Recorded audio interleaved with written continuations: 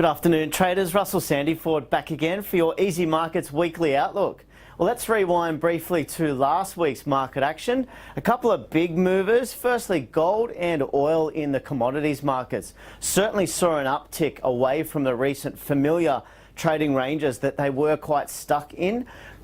Oil, for starters, now hovering just under that $57 level, is certainly another commodity that I think will fire up and will take out a key level of $60 before we see the calendar end for the year. Now, gold on the same token has really taken some steam and benefit from the US dollar falling out of bed just a little bit last week.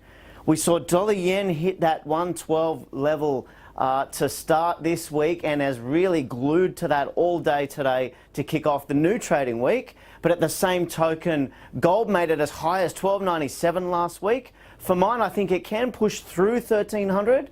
The catalyst that we need for that perhaps is that US tax reform story, not so clear path through the Senate in the US. So just switching gears a little to this week. We've started with a very soft, very big story and a very soft euro.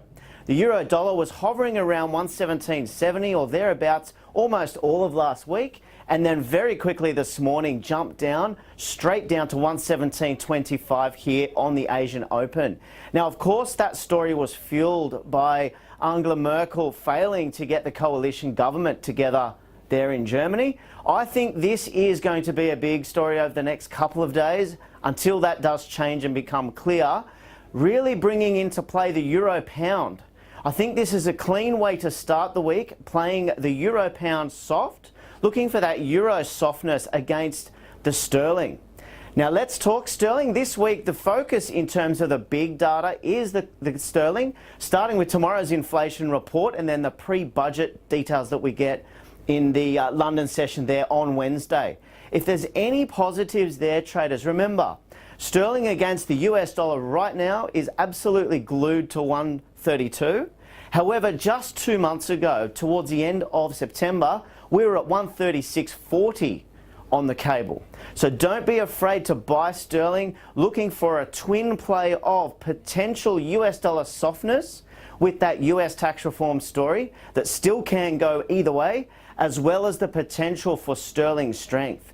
If you're a little bit scared, like some traders are playing the US dollar at the moment, again, the euro pound might be a nicer way to play that particular trade out. For other markets, of course, oil we've mentioned, Bitcoin went bananas last week. The pullback which I thought would happen from 8,000 was short-lived. We're straight back to that 8,000 level now, so I can't see anything stopping a rally to 10,000 over the coming months. And shifting gears as well to the other commodity currencies. The dollar CAD is very mixed, very undecided. I won't say too much there on that one, but the Kiwi has dragged right back to that 68 handle.